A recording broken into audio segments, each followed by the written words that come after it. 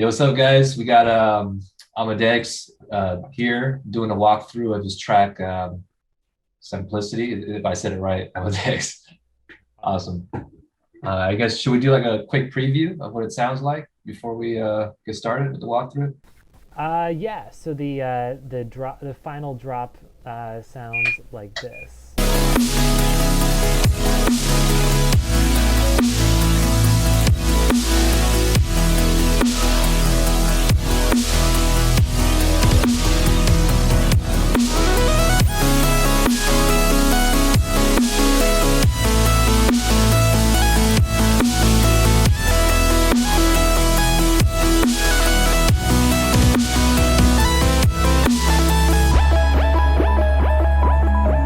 All right, cool.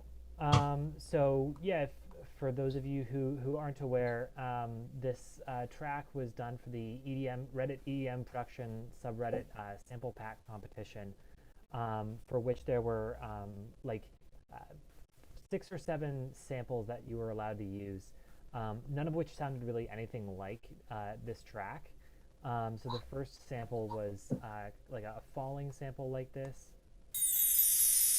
which I mostly just used as a kind of effect for transitions and such. There was another kind of down lifter here. There was a couple of hi-hat sounds, a couple of clap sounds. These kind of not necessarily great sounding stuff here. Yeah, the first one was the one from the sample pack, right here. And then I pitched it up here to get something I liked the sound of a little bit better. Other sounds, there was a clap sound. There's a guitar strumming sound, which I used once. There was this other sound, the guitar sound that I did not use at all. There was a kind of a weird bass sound. You did some like random sounds or something. Yes, right. Oh, You're right. I didn't put the sample pack together, Right. to be clear. I Yeah. used somewhat different samples, but yeah, that was you got to use what you have. So it was kind of a really interesting process to kind of extract some usable sounds out of these pretty unusable Right. places. So Right. for instance, like I'm sure you're aware that like one of the kind of ways building blocks of an EDM track is going to be your basic waveform. So like a square waveform, a sawtooth, and a sine wave. And I actually used this kind of shitty bass sound to build a sine wave, which I then used for basically synthesizing the snare. I synthesized the snare from scratch, and using that for a lot of basically to create all of the rest of the wave tables. So I started with that. I think what I did was I filtered out all of the basically just all but the fundamental frequency there. Did that a few times, and basically what you're left with is a sine wave. And so you can hear what it sounds like here. It's just a sine wave on F natural. And then if you saturate it, I saturated it using the Ableton stock blues amp. Sounds like this. Pretty close to like a square wave or a sawtooth. And then you can use that as basically a wavetable in Serum for all of your saws and such. And that's exactly what I did. Yeah, just exported that and used that as a wavetable for all of my saws. So that's how you basically most of the tracks in this project were created using that saw wavetable. That's crazy. So like you basically just took that sine sound and threw it in Serum and then kind of messed it in there to make it as a saw, basically. Yeah, I basically just isolated the fundamental frequency of one of the samples to a sine wave.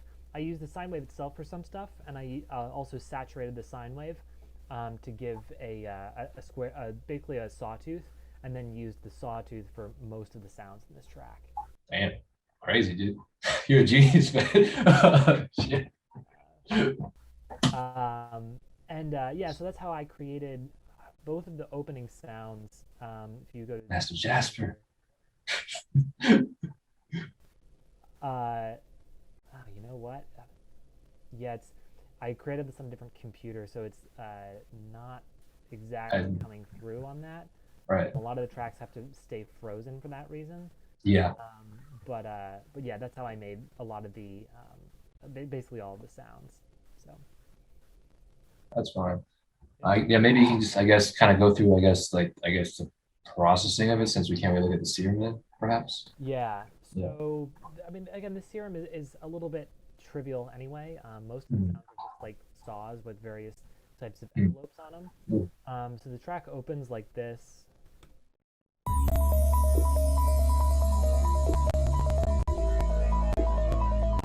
So yeah, the kind of pluck sound is just it's a pretty basic, basically just a pluck. There's I threw the obviously the same saw wavetable into serum, put a envelope on the amplitude and filter, pretty much just a really basic pluck through the basic serum reverb on that, and then outside of that. I guess not a whole lot of post processing. I'm doing some pretty intense OTTing, saturation, rolling the highs off. It's a pretty basic sound. It's mostly just, again, the filter movement combined with, I believe I threw a comb comb filter on that as well to make it a little bit more metallic and a little bit less boring. And you hear that kind of in combination with the reverb, makes it sound a little bit more, I don't know, just more like an authentic instrument as opposed to something synthesized. And the other main component of the beginning is this kind of saw bass that sounds like this. The most important thing here, I have an LFO on the portamento, so that you get kind of random transitions of various lengths between the notes. The critical thing here is I have this thing called the multi-grain delay rack. This is, as usual, a trick I picked up from AU5. But what this is it's just like 8, maybe 10 grain delays all mapped to the same parameters.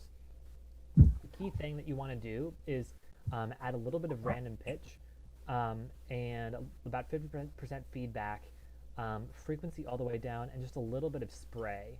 And when you adjust these parameters, it can, especially if you have put it on something really kind of harmonic-y like a sawtooth, it'll really transform the sound from just kind of being just a sawtooth to kind of like it sounds like a watery kind of almost like a Reese, but it's different.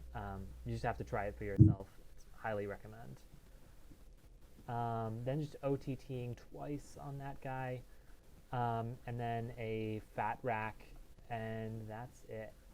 I also have a reverb on, basically just for phase dispersion purposes, so that it's already going into the multi-grain delay rack, which does more phase dispersion, but it's already going into the grain delay rack somewhat phase dispersed, because it's at 83% wet. So, yeah, that's the basics of that bass sound. We got some claps straight from just kind of I didn't love the clap sound, so I just kind of did the same isolating the fundamental and then resaturating, just kind of it makes it a little bit more interesting. Got the same faller sample, got a couple of delays and echoes on that. Yeah, that's the opening. There's an atmosphere I created from this major guitar strumming sample. And what I did was I pitched that up and I stretched it out a lot, and you get this. Nice. So after that, just threw soothe, a phaser, and a filter on it, along with some auto pan and a little bit of mid-side OTT at the end, and you get kind of a really nice atmosphere. It sounds like this.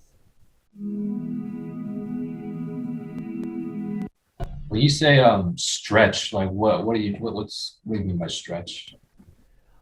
Yeah, I'm pretty sure that how I did this was using the basically just the stock Ableton time stretching mode I'm pretty sure in grain mode would be the best way of doing this. There's also a plugin called uh, uh, uh, Paul X Stretch that is really good for kind of extreme stretching. It's also a granular plugin, Mm. but would highly recommend that for kind of just taking a moment in sound and just like spreading it out as long as you like. So, any questions so far? Not yet. That's it so far. All right. So then we kind of get to the breakdown.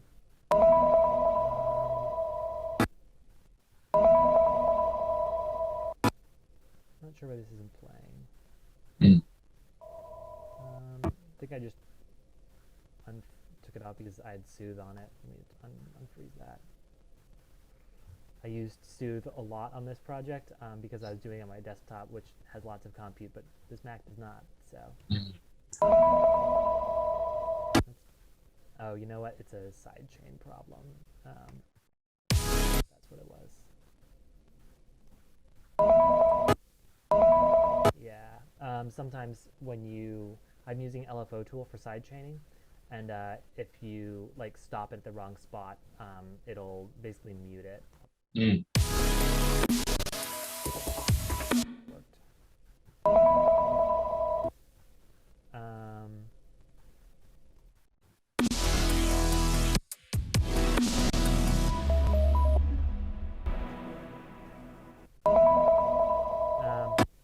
Yeah, it's a little bit funky, but it's basically just this sound. Mm. Yeah, original samples from the sample pack. That's crazy. And that's basically what the song is built around. That is crazy, dude. Yeah, I just kind of chopped it up to fit the harmonies that I liked, basically. Mm. So like each of those chopped areas are playing different notes, I guess. Yeah, it's just different parts that have different harmonies that I chopped up to fit the harmonies that I wanted. So Right. like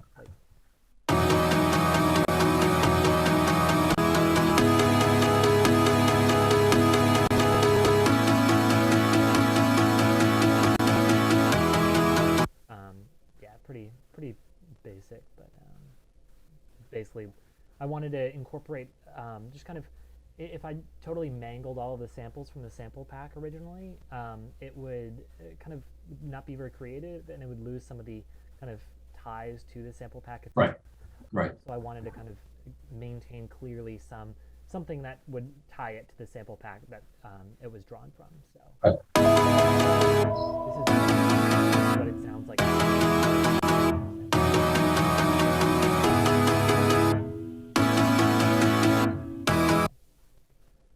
And you can hear that clearly.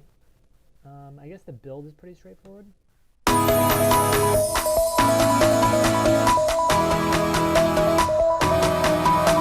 I just threw a bunch of claps from the sample pack into basically just one group. Some basic reverb, saturation, and then I'm actually compressing it pretty hard with Pro L, which I don't have on this computer as well. But I also have a kick roll right here.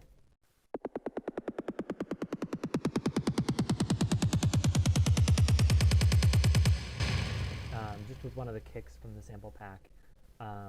I have it on arpeggiator mode, and I'm using, I believe, oh yeah, I'm closing it downwards with automation here, which is how you kind of get it. Basically, it starts from just kind of like a rhythmic background thing and transforms into a bona fide kick. So. That's the build up.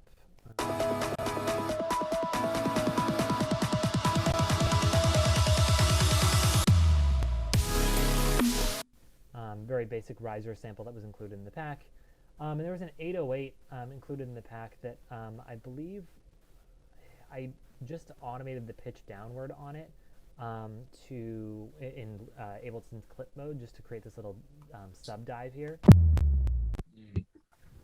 Pretty straightforward. Might have been a little bit of processing on that, but it's pretty minimal.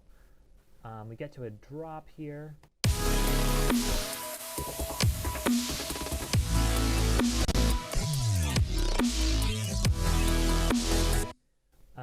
Obviously, this bass dive is a processed version of the original bass from the beginning. It's on a separate track because it's a little bit more saturated. There's an additional OTT on it. It looks like the spray is higher in the multi-grain delay rack, which makes it a little bit more watery and a little bit more prominent. That's basically the only difference, though. I'm kind of also doing, I'm using the sine wave that I made actually as to create the fundamental frequency here, because I wanted to maintain the difference between the kind of mid bass and the sub bass, because this is both functioning as my mid bass and sub bass in the drop itself, because obviously I don't have many options as far as samples to work with. So. Also, I turned off the reverb because I don't want it quite as phase dispersed on the drop, just so it'll be a little more prominent. Saws come in here. All of these saws are just basically preset saws that I made that I swapped out the kind of basic saw wavetable from Serum with the saw wavetable that I created using methods described earlier.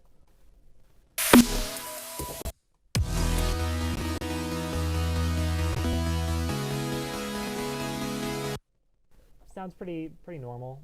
Yeah. Just goes to show you, like, you can create a pretty nice saw sound out of basically anything with the right post-processing. So we got a Valhalla room on there just to add a little bit of chorus and a little bit of phase dispersion, OTT, Saturn for saturation, rolling off a little bit of the top end, and then soothe. So I guess you have like 3 different saws total with that rack, or not too sure. Yeah, I think one of them is regular, one of them is phase dispersed using the basically phase dispersing within Serum, and then one is I think the other one is being phase dispersed with a reverb. So what is go ahead. Sorry before I ask. Yeah, just various methods of phase dispersion. What is exactly is phase dispersion? It is.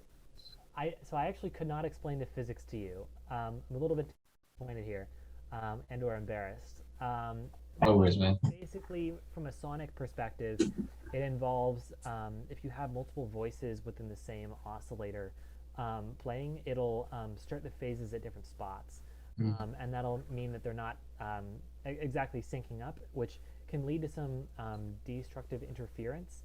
But then that creates, in a lot of cases, a more kind of softer, aesthetically pleasing sound that I personally like to use in my music a little bit more. So, not a lot of people do it. I mostly do it because it sounds different than what most people are doing. Like I kind of everyone has super saws. Like obviously this is something that, like, if you're doing your super saws in a kind of old school synth like Silent, you cannot do. And this is just a little bit of way of being different.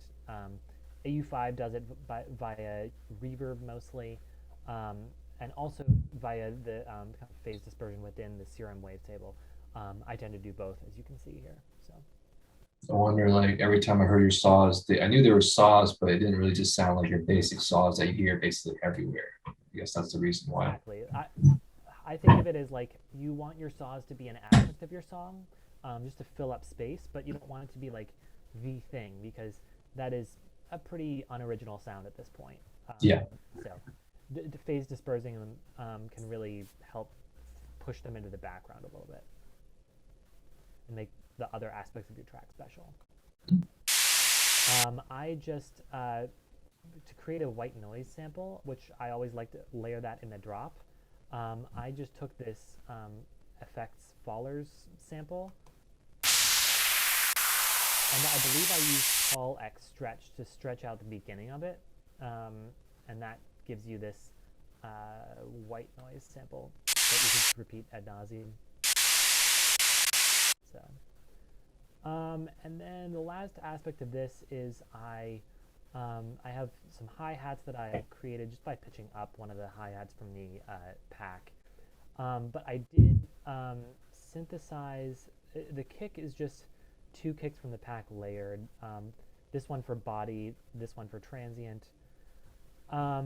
This one is, it's kind of a variation on an AU5 snare synthesis rack, with, of course, the wavetables from the original, from that I created using the methods described earlier.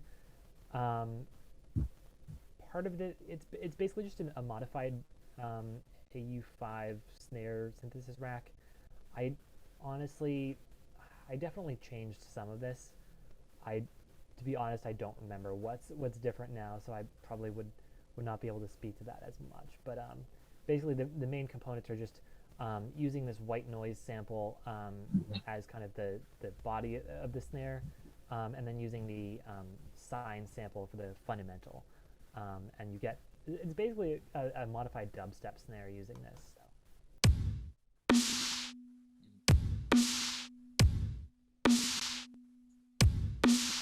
There's the body, which again consists of just the white noise plus the sine, and then a tail, which consists of more white noise that I believe is just goes for longer.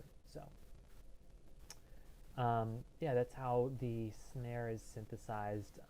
I didn't want to just no snare samples actually came with the pack, and I wanted to use a snare in this track, so that's how that got to happen. And then I basically,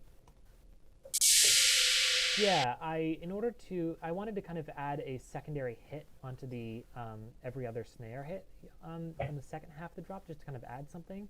Sounds like this.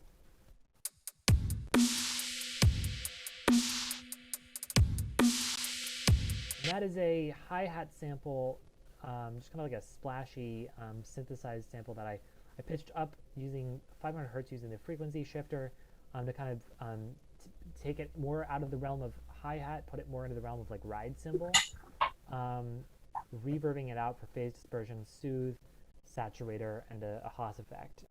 That's how you get that sound. Any more questions? No, I think like I'm just thinking like probably like if I wanted to go deeper into like each section, I probably would do like a session with you, like for example, how to like make a snare, for example. We get that probably we could go deeper with like a different session on that, I would think. Yeah, I mean, any one of these things you could probably go into quite a bit of detail on. Yeah, exactly. The build is basically the same.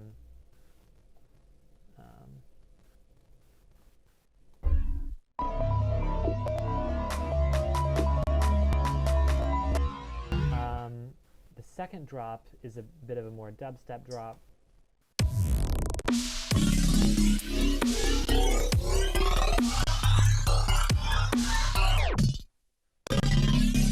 Again, it's the same bass, basically the same exact thing, just with this wormhole effect from AU5's School of Bass course, which is it's the Ableton default hearing voices preset, I believe, which is a grain delay preset, and then it's just stacked over and over again with an OTT at the end.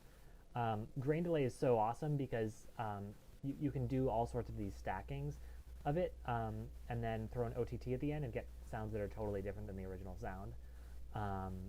And then a fat rack, bit of saturation, and then several different LFO tools for kind of obviously making it fit in rhythm. I EQ'd it in a funky way, soothe,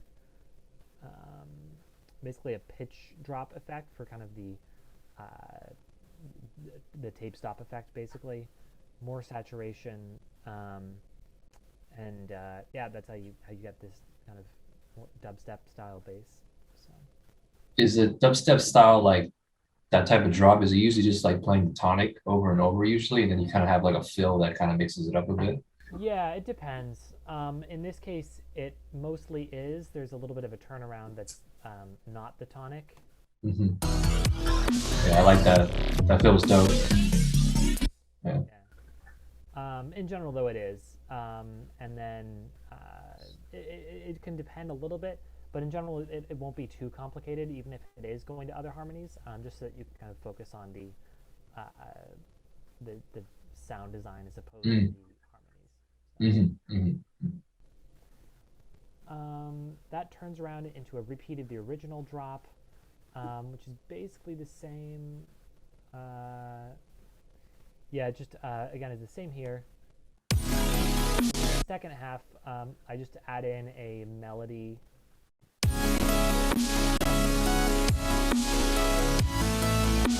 Which is basically just a pretty basic synth lead, um, and I just kind of improvise that melody on top of the rest of the drop, just to add something new the second time.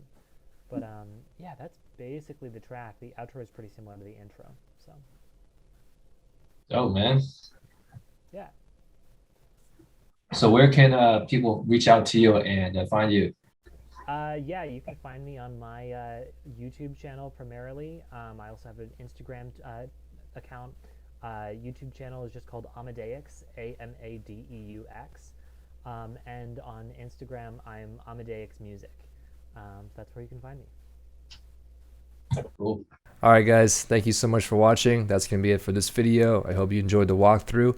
If you did, please give the video a thumbs up and subscribe to my YouTube channel if you haven't yet. Also, please hit the bell notification symbol so you know when my next video goes live.